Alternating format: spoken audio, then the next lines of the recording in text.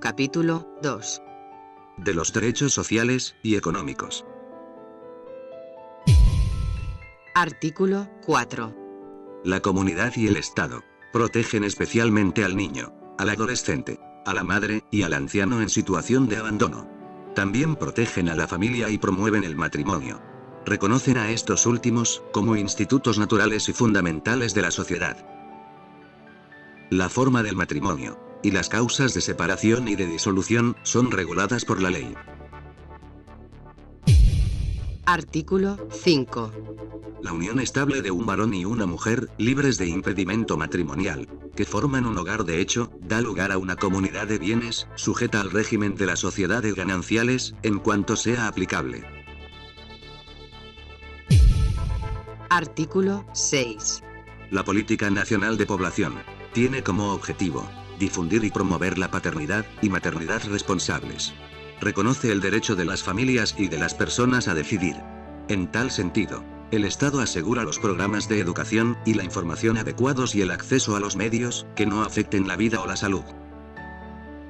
Es deber y derecho de los padres alimentar, educar y dar seguridad a sus hijos. Los hijos tienen el deber de respetar y asistir a sus padres. Todos los hijos tienen iguales derechos y deberes. Está prohibida toda mención sobre el estado civil de los padres y sobre la naturaleza de la filiación en los registros civiles y en cualquier otro documento de identidad. Artículo 7. Todos tienen derecho a la protección de su salud, la del medio familiar y la de la comunidad, así como el deber de contribuir a su promoción y defensa. La persona incapacitada para velar por sí misma a causa de una deficiencia física o mental, tiene derecho al respeto de su dignidad, y a un régimen legal de protección, atención, readaptación y seguridad. Artículo 8. El Estado combate y sanciona el tráfico ilícito de drogas. Asimismo, regula el uso de los tóxicos sociales. Artículo 9. El Estado determina la política nacional de salud. El Poder Ejecutivo norma y supervisa su aplicación. Es responsable de diseñarla y conducirla en forma plural y descentralizadora, para facilitar a todos el acceso equitativo a los servicios de salud. Artículo 10. El Estado reconoce el derecho universal y progresivo de toda persona a la seguridad social, para su protección frente a las contingencias que precise la ley, y para la elevación de su calidad de vida. Artículo 11. El Estado garantiza el libre acceso a prestaciones de salud y a pensiones, a través de entidades públicas, privadas o mixtas. Supervisa asimismo su eficaz funcionamiento. La ley establece la entidad del Gobierno Nacional que administra los regímenes de pensiones, a cargo del Estado. Artículo 12. Los fondos y las reservas de la Seguridad Social son intangibles. Los recursos se aplican en la forma y bajo la responsabilidad que señala la ley. Artículo 13. La educación tiene como finalidad el desarrollo integral de la persona humana. El Estado reconoce y garantiza la libertad de enseñanza. Los padres de familia tienen el deber de educar a sus hijos y el derecho de escoger los centros de educación y de participar en el proceso educativo. Artículo 14. La educación promueve el conocimiento, el aprendizaje y la práctica de las humanidades, la ciencia, la técnica, las artes, la educación física y el deporte. Prepara para la vida y el trabajo, y fomenta la solidaridad. Es deber del Estado promover el desarrollo científico y tecnológico del país. La formación ética y cívica y la enseñanza de la Constitución y de los derechos humanos son obligatorias en todo el proceso educativo civil o militar. La educación religiosa se imparte con respeto a la libertad de las conciencias. La enseñanza se imparte en todos sus niveles, con sujeción a los principios constitucionales y a los fines de la correspondiente institución educativa. Los medios de comunicación social deben colaborar con el Estado en la educación y en la formación moral y cultural. Artículo 15. El profesorado en la enseñanza oficial es carrera pública. La ley establece los requisitos para desempeñarse como director o profesor de un centro educativo, así como sus derechos y obligaciones. El Estado y la sociedad procuran su evaluación, capacitación, profesionalización y promoción permanentes. El educando tiene derecho a una formación que respete su identidad, así como al buen trato psicológico y físico. Toda persona, natural o jurídica, tiene el derecho de promover y conducir instituciones educativas, y el de transferir la propiedad de estas, conforme a ley. Artículo 16. Tanto el sistema como el régimen educativo son descentralizados. El Estado coordina la política educativa, formula los lineamientos generales de los planes de estudios, así como los requisitos mínimos de la organización de los centros educativos. Supervisa su cumplimiento y la calidad de la educación. Es deber del Estado asegurar que nadie se vea impedido de recibir educación adecuada por razón de su situación económica o de limitaciones mentales o físicas. Se da prioridad a la educación en la asignación de recursos ordinarios del presupuesto de la República. Artículo 17. La educación inicial, primaria y secundaria son obligatorias. En las instituciones del Estado, la educación es gratuita. En las universidades públicas, el Estado garantiza el derecho a educarse gratuitamente a los alumnos que mantengan un rendimiento satisfactorio y no cuenten con los recursos económicos necesarios para cubrir los costos de educación. Con el fin de garantizar la mayor pluralidad de la oferta educativa y en favor de quienes no puedan sufragar su educación, la ley fija el modo de subvencionar la educación privada en cualquiera de sus modalidades, incluyendo la comunal y la cooperativa. El Estado promueve la creación de centros de educación donde la población los requiera.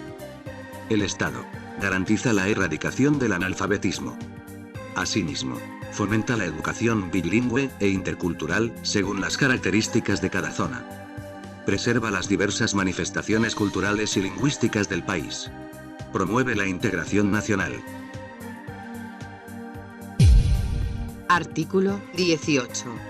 La educación universitaria tiene como fines la formación profesional, la difusión cultural, la creación intelectual y artística, y la investigación científica y tecnológica. El Estado garantiza la libertad de cátedra y rechaza la intolerancia. Las universidades son promovidas por entidades privadas o públicas. La ley fija las condiciones para autorizar su funcionamiento. La universidad es la comunidad de profesores, alumnos y graduados. Participan en ella los representantes de los promotores, de acuerdo a ley. Cada universidad es autónoma en su régimen normativo de gobierno, académico, administrativo y económico. Las universidades se rigen por sus propios estatutos en el marco de la Constitución y de las leyes. Artículo 19. Las universidades, institutos superiores y demás centros educativos constituidos conforme a la legislación en la materia, gozan de inafectación de todo impuesto directo e indirecto que afecte los bienes, actividades y servicios propios de su finalidad educativa y cultural. En materia de aranceles de importación, puede establecerse un régimen especial de afectación para determinados bienes. Las donaciones y becas con fines educativos gozarán de exoneración y beneficios tributarios en la forma y dentro de los límites que fije la ley. La ley establece los mecanismos de fiscalización a que se sujetan las mencionadas instituciones, así como los requisitos y condiciones que deben cumplir los centros culturales que por excepción puedan gozar de los mismos beneficios. Para las instituciones educativas privadas que generen ingresos que por ley sean calificados como utilidades, puede establecerse la aplicación del impuesto a la renta. Artículo 20.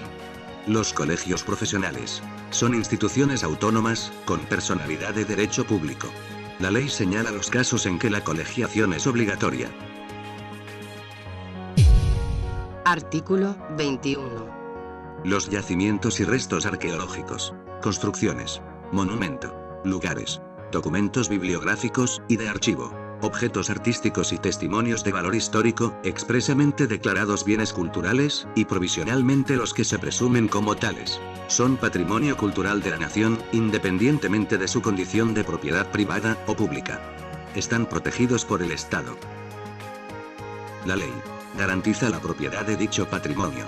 Fomenta conforme a ley la participación privada en la conservación, restauración, exhibición y difusión del mismo, así como su restitución al país, cuando hubiere sido ilegalmente trasladado fuera del territorio nacional. Artículo 22. El trabajo es un deber y un derecho. Es base del bienestar social y un medio de realización de la persona. Artículo 23. El trabajo, en sus diversas modalidades, es objeto de atención prioritaria del Estado, el cual protege especialmente a la madre, al menor de edad y al impedido que trabajan. El Estado promueve condiciones para el progreso social y económico, en especial mediante políticas de fomento del empleo productivo y de educación para el trabajo. Ninguna relación laboral puede limitar el ejercicio de los derechos constitucionales, ni desconocer o rebajar la dignidad del trabajador. Nadie está obligado a prestar trabajo sin retribución o sin su libre consentimiento. Artículo 24. El trabajador tiene derecho a una remuneración equitativa y suficiente, que procure, para él y su familia, el bienestar material y espiritual. El pago de la remuneración y de los beneficios sociales del trabajador tiene prioridad sobre cualquier otra obligación del empleador. Las remuneraciones mínimas se regulan por el Estado, con participación de las organizaciones representativas de los trabajadores y de los empleadores. Artículo 25. La jornada ordinaria de trabajo es de 8 horas diarias, o 48 horas semanales como máximo. En caso de jornadas acumulativas o atípicas, el promedio de horas trabajadas en el período correspondiente no puede superar dicho máximo. Los trabajadores tienen derecho a descanso semanal y anual, remunerados. Su disfrute y su compensación se regulan por ley o por convenio. Artículo 26. En la relación laboral, se respetan los siguientes principios. 1. Igualdad de oportunidades, sin discriminación. 2. Carácter irrenunciable de los derechos reconocidos por la Constitución y la ley. 3. Interpretación favorable al trabajador en caso de duda insalvable sobre el sentido de una norma. Artículo 27. La ley otorga al trabajador adecuada protección contra el despido arbitrario. Artículo 28. El Estado reconoce los derechos de sindicación, negociación colectiva y huelga. Cautela su ejercicio democrático. 1. Garantiza la libertad sindical. 2. Fomenta la negociación colectiva y promueve formas de solución pacífica de los conflictos laborales. La convención colectiva tiene fuerza vinculante en el ámbito de lo concertado. 3. Regula el derecho de huelga, para que se ejerza en armonía con el interés social. Señala sus excepciones y limitaciones. Artículo 29. El Estado reconoce el derecho de los trabajadores a participar en las utilidades de la empresa y promueve otras formas de participación.